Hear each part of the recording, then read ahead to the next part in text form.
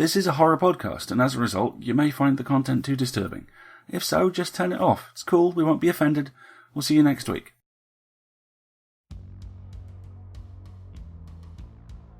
Hey everyone, Alistair here.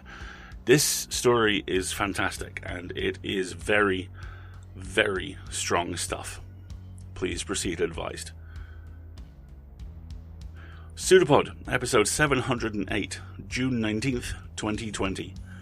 This week's story, Tenderizer by Stephen Graham Jones. Hello everyone, and welcome to PseudoPod, the weekly horror podcast. I'm Alistair, your host, and this week's story comes to us from Stephen Graham Jones. Stephen is the author of 16 and a half novels, 6 story collections, a couple of standalone novellas, and a couple of one-shot comic books. He's been an NEA recipient, has won the Texas Institute of Letters Award for Fiction, the Independent Publishers Award for Multicultural Fiction, a Bram Stoker, 4 This Is Horror Awards, and he's been a finalist for the Shirley Jackson and the World Fantasy Award. He's also made Bloody Disgusting's top 10 horror novels, and is the guy who wrote Mongrels. Next up are The Only Good Indians from Saga and Night of the Mannequins from Tor.com. Stephen lives in Boulder, Colorado. Your narrator for this week is the magnificent Eric Luke. And without further ado, aside from a brief stop-off to tell you this story was first published in the movie-themed anthology The Cutting Room, where it shared a table of contents with all-time Pseudopod favourite of mine, Final Girl Theory by A.C. Wise.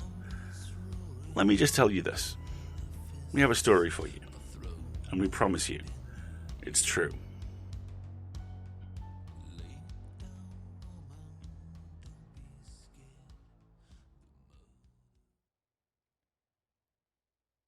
Tenderizer by Stephen Graham Jones.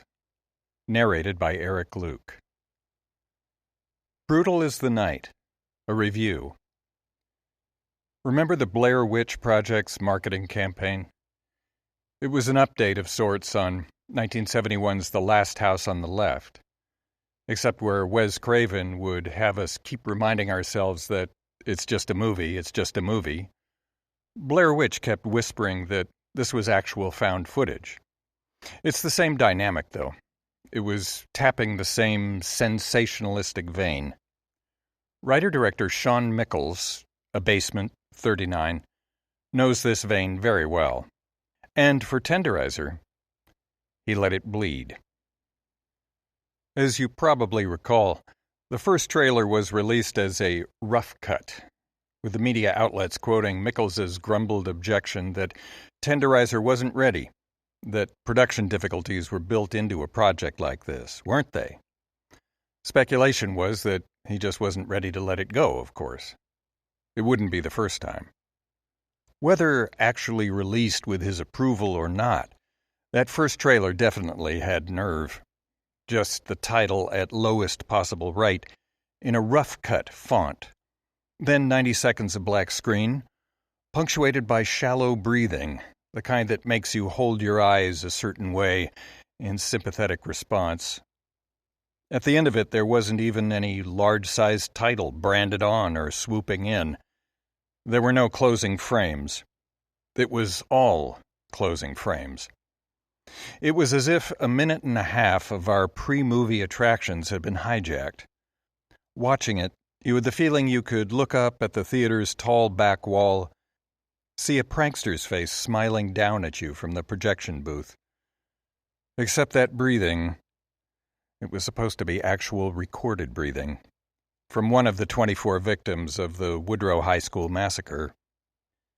Neither Michaels nor Acklay Studio ever suggested it, but in the press surrounding the trailer's release, Acklay did deny it. And not just in any oblique way, but in a way that felt coached by a lawyer. Michaels had no comment.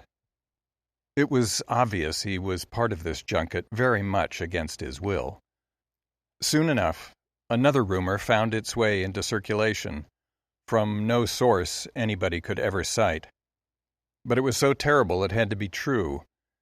It was that black screen, that nervous breathing. It was the last voicemail Michaels had received from his 6-year-old daughter nearly 10 years ago, when she was playing hide-and-seek with her nanny, when Michaels, according to the reports, assumed she was just carrying the cordless phone with her and had accidentally speed-dialed him. Whether an intentional call or not, she still suffered the same fate. Carbon monoxide in the garage, her new best hiding place. The rumor about Tenderizer, then, was that Mickles was dealing with his own grief, or guilt, by exploring visuals that breathing could have been associated with, for a girl playing hide-and-seek on another ordinary day. If either theory were true, the breathing was from a victim of the massacre, the breathing was from his own daughter's accidental death, then the studio should have stopped the project right there. Acklay would have lost a few dollars, sure, but it would have gained some public opinion points, which are finally worth more. Film is intensely personal, yes, and it can be violently pornographic, but playing either the labored breathing of someone now dead or the last missive from a daughter to a father, that's combining the two in a way that shouldn't be flirted with, right? Shouldn't there be a line? Apparently not. 6 months after that initial trailer, there was the soon-to-be-famous 30-second spot, perhaps originally intended for network, for prime time, that featured footage culled from on-the-scene news reports, complete with station identifications, license plates, and sports logos blurred over. No, not blurred, smeared over. Instead of scrubbing the pixels or smudging the print, Mickles was showcasing his art house pedigree. The news footage was playing on a small television, and the legally necessary blurring was actually Vaseline dabbed onto the screen. Which is to say, those 30 seconds were shot, cut, and piped into a television monitor, then paused and rewound continually to wipe and reapply the Vaseline, a process that would have taxed even a claymation artist's patience. And for what effect, finally? As with the rest of Shawn Mickles' body of work since his daughter's accident, that's always the question. Yes. Of course, save for one telltale glare of the screen right at the end of those 30 seconds, it takes a trained eye to even clock that it's a television screen being filmed in the first place, simply because of what that television is playing. 30 seconds of respondents and interviewees and witnesses to the Woodrow Massacre, which of course we've all seen nearly to the point of memorization. Those easy, iconic moments weren't the ones Mickles chose for his trailer, though. Do people know about heads and tails anymore, as it applies to film?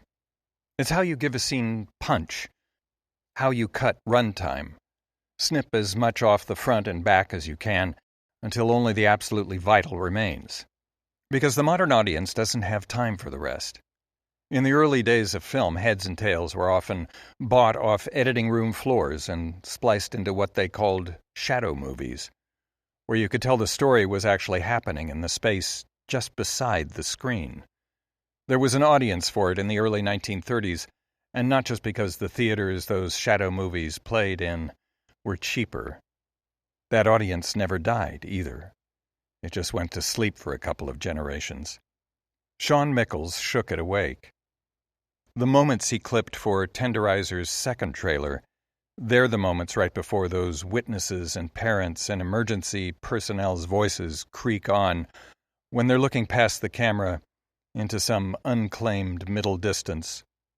It evokes not so much a fly caught in a web, sensing some many-legged, inevitable shape taking form at the limits of its perception, but a human dreamer waking in that same web, about to offer an excuse to the spider.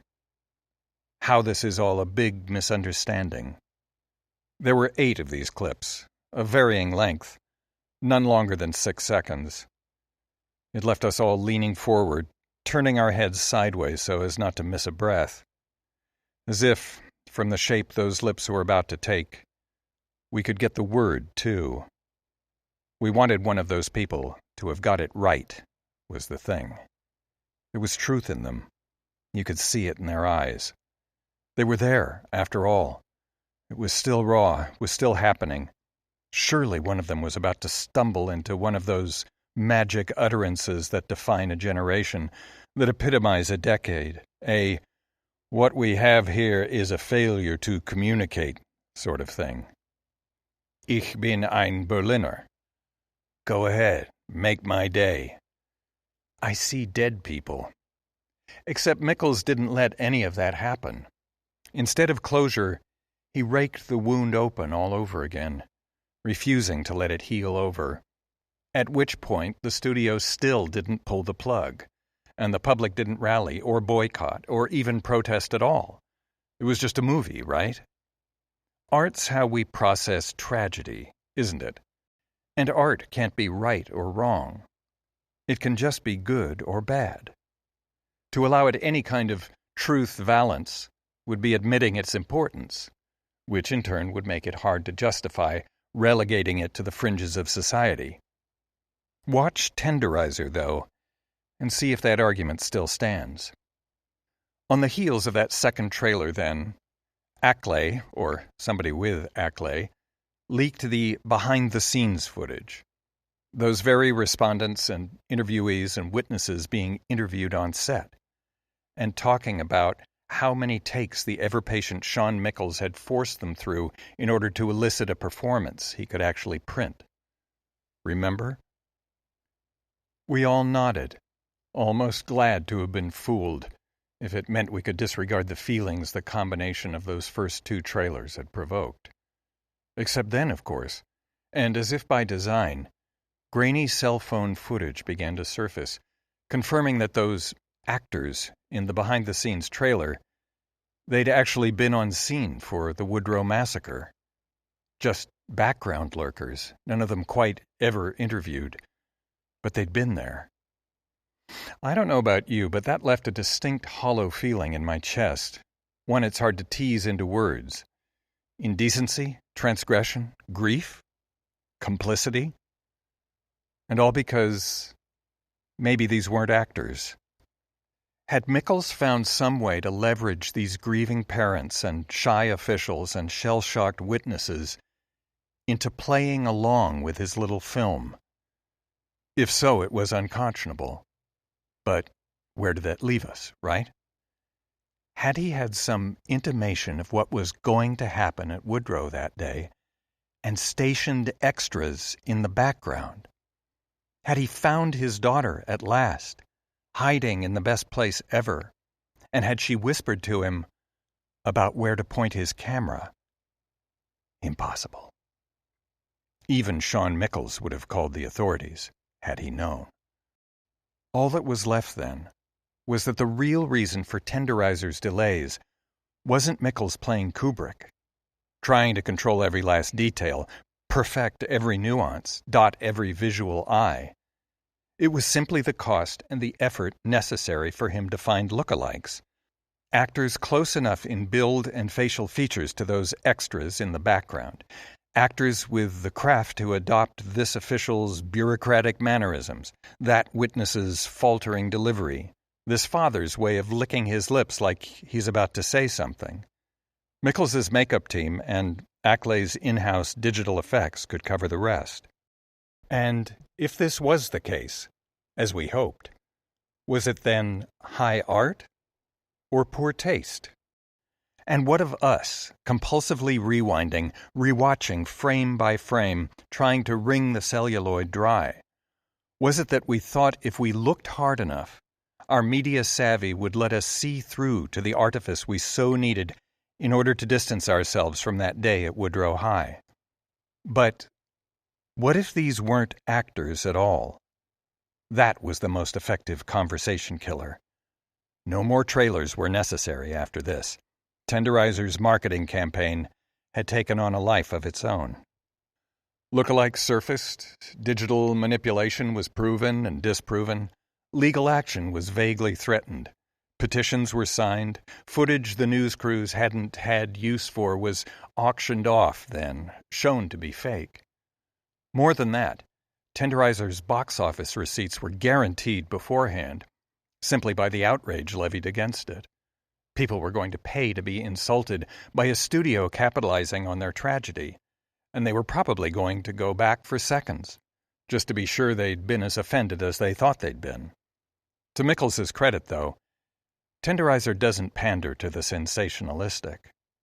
The easy route for the film to have taken would have been to document or re-dramatize the fateful events of that day, to create a visual bullet point list of loosely verifiable scenes and already legendary acts, and lock them together into a sequence that would, hopefully, serve as a sort of pressure release valve for the nation's feelings regarding the massacre, and perhaps finally give the shooter or shooters the face and name we so needed.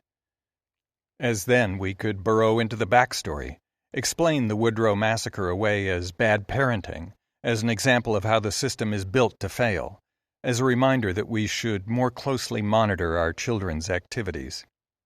Even if Mickles had them wear ski masks the whole time, and even if, after they'd herded their classmates into the front office, he'd stranded us out in the hall to await the explosion that would hide all the evidence, still, at least we'd be in the hall, right?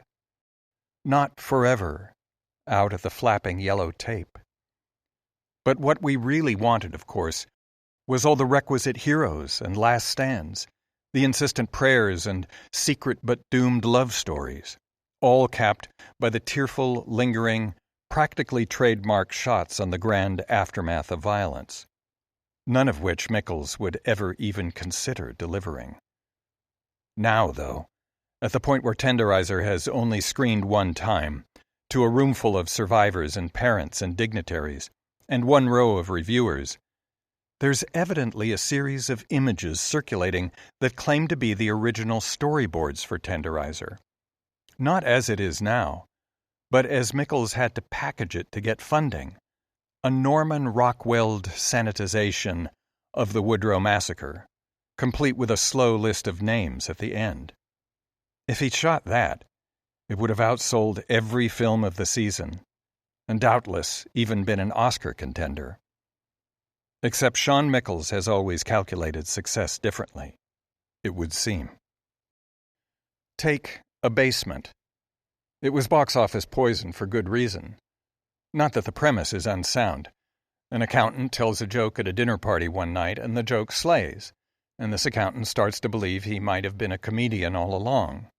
Abasement is his slow, awkward awakening. At its heart, it's the sports story we all know.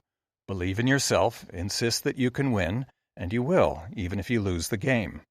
That was Abasement's potential, anyway. Remember the poster? Laugh or death? It was all set up such that this accountant's wife could have been waiting just past the footlights after his first big bomb. Or she could have been the one heckling him from the bar all along, prodding him to be better, to rise to the occasion, become the jokesmith she'd known he was all along. Instead, Mickles takes us along for the accountant's fledgling attempts to tell jokes, to co-workers, deli attendants, whomever. And the jokes fail each time, worse and worse, such that, when the accountant starts to laugh at them himself, trying to prime the pump as it were, his eyes open the whole time to watch, see if it's working. You want to leave the theater, please. Abasement, indeed. Worse, it leaves those unformed jokes in your head in such a way that, when you try to sweep them out, they scuttle into an even darker corner. It's not for the faint of heart. It was a first attempt, though. That was the excuse. Mickles was showing promise. He just had a little bit of film school left to shake off. Let him be. He's coming along fine. So this wasn't Duel or Eraserhead, okay. It can at least be THX 1138, right? Dark Star. 39, then. It was supposed to be a new direction, his second chance, where everybody could see the wings investors kept insisting he had. And we, of course, know why it was called 39, right? Though Mickles had been charged by Unshelved Productions to reimagine Hitchcock's The 39 Steps, possibly by returning to Buchan's source material, the thriller he instead gave us, 8 months late, had the necessary MacGuffin, yes, but at the end of the very first sequence, he let us into the case. Teeth. 39 of them. The central mystery, what's supposed to supply the narrative tension, it comes not from some cinematic game of Clue, as Hitchcock perhaps would have done it, or even the three-card Monte kind of shenanigans you expect to be surprised by in any good caper flick, but from an increasingly uncomfortable meditation on the source of those teeth, and whether or not our point-of-view character is inserting them into the gums of sleeping passengers, and whether they're even teeth at all. In the famous final scene, when the teeth finally spill onto the floor of the train and wriggle for the shadows of insteps and the black caverns between luggage, that persistent rattle we've come to associate with them is not just missing. It actually leaves a sort of gaping cavity in the soundscape. The result of that missing familiar sound is that it makes your tongue, completely independent of your instructions, check your own teeth, and then you check them again. It's this more than anything else that's responsible for 39's brief theatrical stay. Who wants to be in the dentist's chair?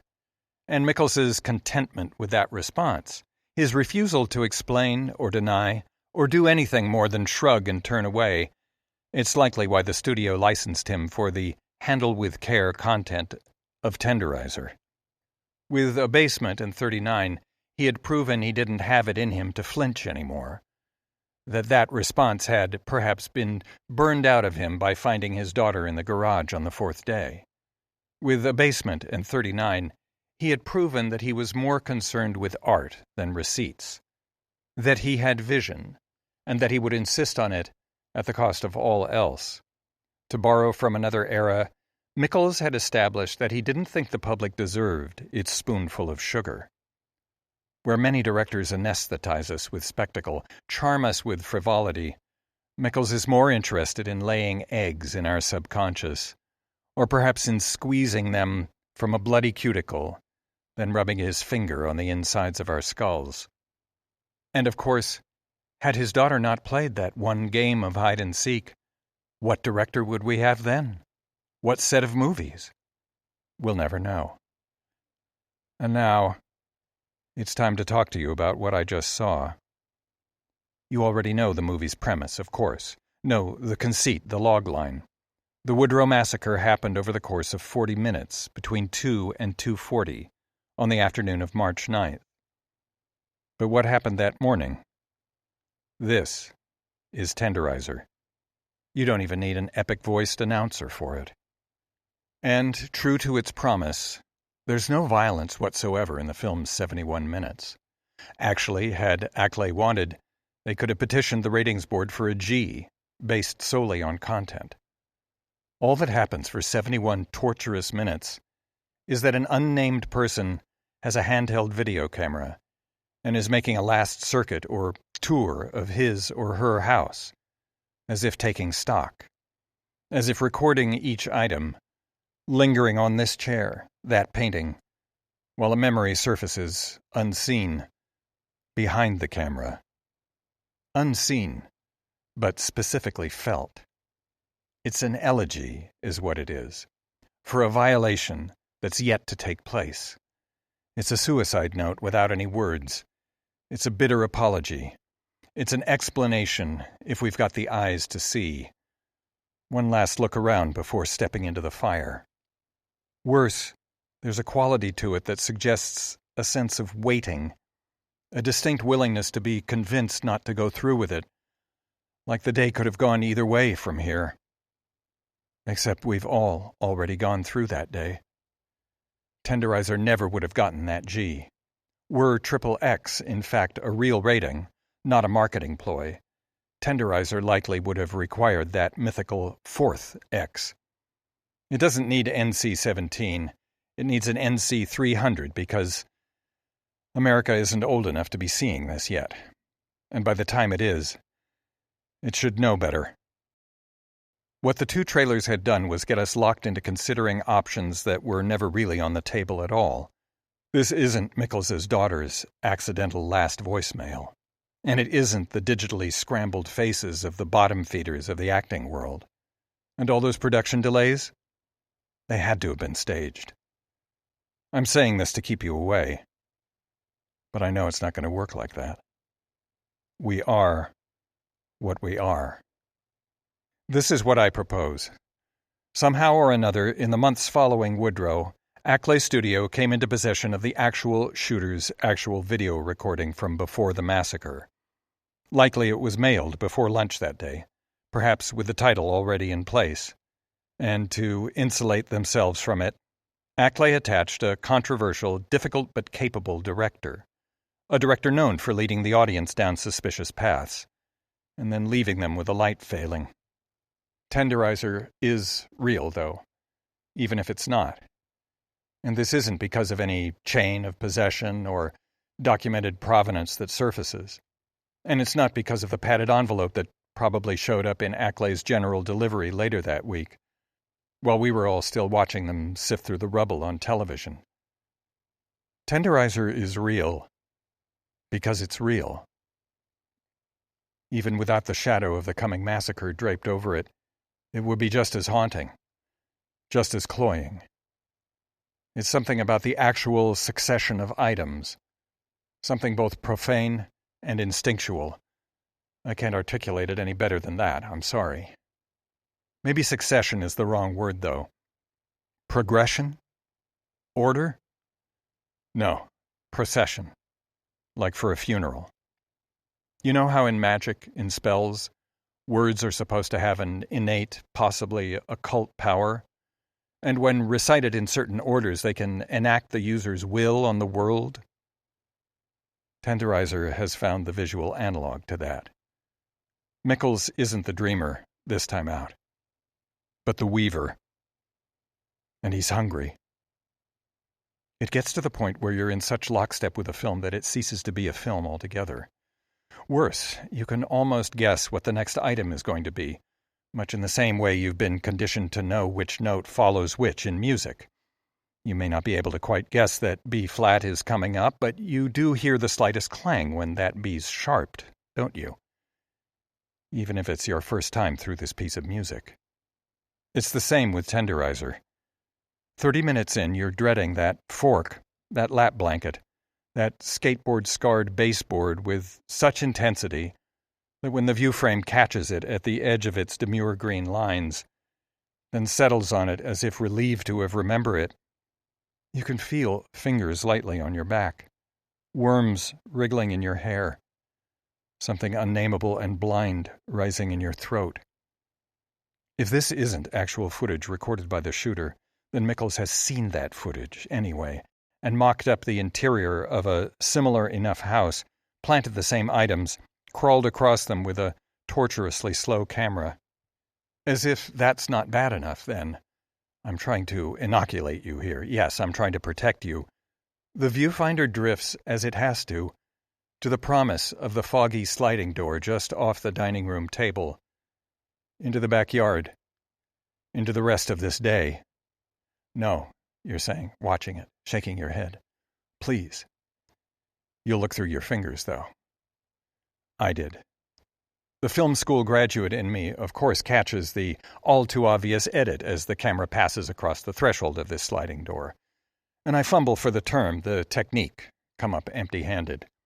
What it is, simply, is Mickles reminding us that this is a film we're watching. The jangly cut is visual shorthand for a clumsy splice. It is that clumsy splice. In another film, it would break the spell.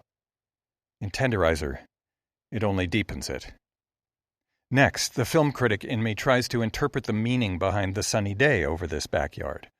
The blue skies that weren't hovering over Woodrow on March 9th, or that whole week. Is this heaven? No.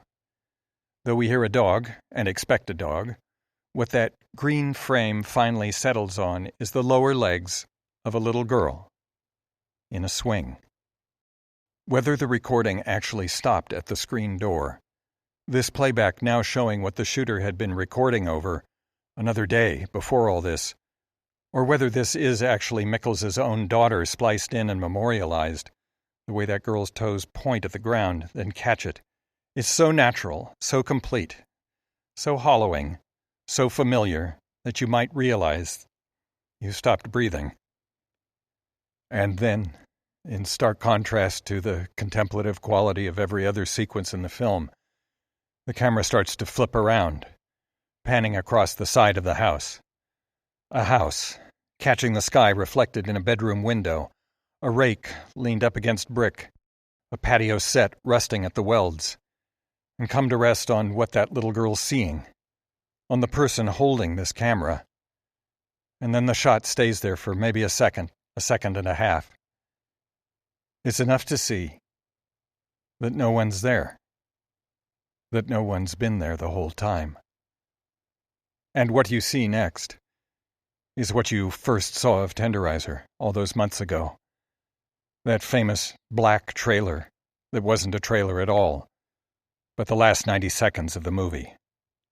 Except now, the ragged breathing is yours, and yours alone. Welcome to the new world. Welcome home. We wanted one of these people to have got it right, was the thing. This is the first line that haunts me. Jones is vastly successful here in showing us the horror of total attention. We see the rhythm, the bounce, the tempo of events as we see the events themselves, and that gives the twin delusions of omniscience and distance the way in they were looking for. We can sense this, so we can change this. We can see this, but we aren't part of it. Wrapped up in that is so much. There's discussion of the 21st century media's approach to horror and tragedy, and it is found utterly wanting.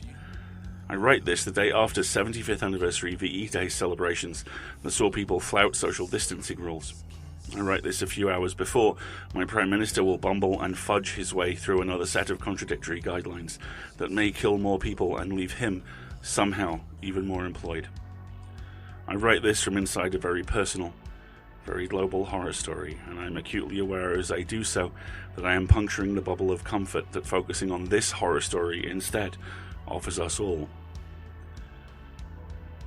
But what this horror story also tells us is that that comfort is an illusion. Worse, it's a weapon to be put in the hands of the director, a weapon we see utilized with blunt force enthusiasm and scalpel precision. We're not distanced, we never were. We recognize the patterns, but we can't change them. But we don't stop, because we think we can whenever we want. Maybe this time we'll be lucky, as the song goes. Maybe this time they'll live, as the story whispers. Then, nested inside that is the exhausted acceptance of the endless news cycle. We see the same things every time. We listen to the same things every time. The competency goes down as the volume goes up, and the only thing we're left with is guessing which sports or war metaphor will be used this week. Thoughts and prayers, blood and guts, liberty and freedom, life and death. And then there's us, horrified, terrified, furious, on the edge of our seats, desperate for the catharsis of a well-formed narrative, for the pithy summation of events, for the quiet man who kept himself to himself, the traumatized relative, the stoic police chief. Comfort not in horror, but in the shape of horror. Because yes, it's horrifying, yes, it's terrible, and yes, it's happened hundreds of thousands of times before. You look away, but even then, the story sees you. And that brings us to the second line that haunts me. You'll look through your fingers, though. I did. We all do, sooner or later. On a long enough timeline, the survival rate for everyone drops to zero, the world's angriest Jiminy Cricket once said, and he wasn't wrong. Eventually we all break. Eventually we all watch. Eventually we all realize that the world is right there and covered in spikes, and we cannot help but prod it until we bleed. On a long enough timeline, Tyler might say, everyone watches. On a long enough timeline, Tyler won't say, everyone is still watching when it happens again. This is a story where personal and public grief are the same thing. A story which manages to externalize our inability to leave the worst things that happen to us alone. This is a story which, to paraphrase a famous author, grabs our hand in the dark instead of letting it go. We can't run away, but we can watch. And sometimes watching, and hopefully learning, is all we can do. What a superb and horrific piece of work. Thanks to you both. Now, let's talk about money. You know, something cheery. We rely on you to pay our authors, cover our server costs, and basically do everything. We're a donation-funded organisation, and because you are incredible, we are able to pay very nearly all our staff. The only staff we're not able to pay, right now, are our slush editors. These are the people who interact with every story, pass interesting stuff up the line, deal with everything that comes in. They are the unsung heroes, the lifeblood of this industry, and more importantly, the unpaid, by and large, lifeblood of this industry. We would love to be one of the first groups to change that, and we can, with your help. We are so close, so very close to the target, which will enable us to ensure every single staff member we have is paid for their time. And that would mean so much to me as co-owner. And for that to happen, we need your help. There are two ways you can help, and the fiscal one is really simple. You can either donate or subscribe via pseudopod.org and clicking on Feed the Pod, or subscribing at Patreon. The $5 level is universal to both and gets you access to a big old bucket of secret audio stuff, which has got some really cool things in it. At Patreon there are higher levels as well, which gain you some extra perks, but it all goes to the same place, and that place ultimately is where all our money comes from and where all our staff are paid. I would love to get there soon, even in this ridiculous year, and I am very cognizant of the pressures we're all under, so if you can't donate financially, please consider donating temporally. Leave a review somewhere, perhaps Apple Podcasts, Google Play, whatever you download our shows through. Write a blog about an episode you liked, tweet a link to it, anything like that. We're always really interested in talking about this stuff because we love doing it, and if you can help boost the signal, raise our profile, you will help us immeasurably. So, if you can help, please do, and if you do already help, thank you. One of our editorial triumvirate of badasses, Alex, will be in the big chair next week. Well, I say big, it's more spiky, for Unhaunted House by Richard Dansky, audio produced once again by Marty and read by the amazing Trendane Sparks. Then, as now, we will be a production of Escape Artists Incorporated and released under a Creative Commons Attribution Non-Commercial No Derivatives license. And I leave you with this quote from French horror director Gaspar Noé. You feel touched by a movie in a good or bad way, or you have a strong reaction to something that's totally artificial, to an imitation of life. But that imitation of life that you see on the screen can affect you, almost as if it was real. See you next time, folks. Have fun.